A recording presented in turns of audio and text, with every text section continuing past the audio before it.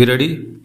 Start. Sir, several questions raised regarding the Defense Ministry and the External Affairs and Irrigation Ministries have been clarified by my colleagues from those ministries. Stop. My task, therefore, has been simplified to that extent. Stop.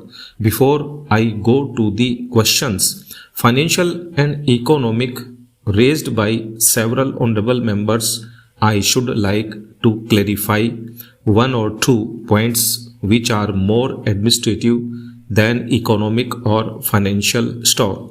One of them was raised by my honorable friend. Stop. He raised the question about the recruitment by the Assistant Superintendent's Departmental Competitive Examination and particularly about the examination held in 2010. Stop. He said that about rupees 6 crores were spent for the 2010 examination and later it was declared that no vacancies were available. Stop.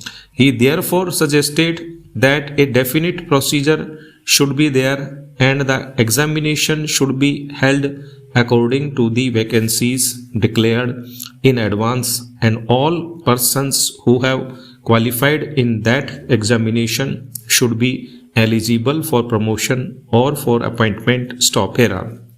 Sir, I do not know whether the honorable member knows how these vacancies are filled. Stop. He probably refers to the section officer's grade in the Central Secretariat Service. Stop. This is filled 50% by direct recruitment and 25% by departmental competitive examination open to the assistants, that is the next lower grade, and the rest 25% by promotion of the assistants on the basis of seniority subject to fitness. Stop. The examination therefore that he was referring to was a departmental competitive examination for filling 25% of the vacancies. Stop.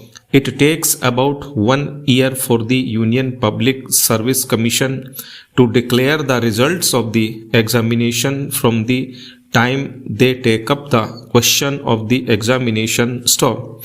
It is not therefore possible to declare the number of vacancies to be filled in from the very beginning. Stop.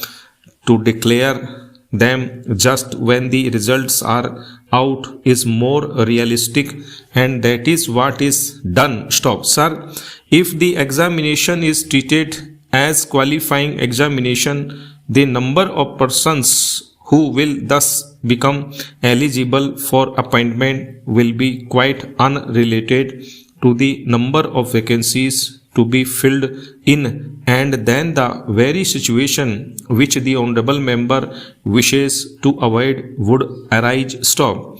It would not then be possible to hold any of the examinations at regular intervals, and promotions against this quota would become very fitful. Stop.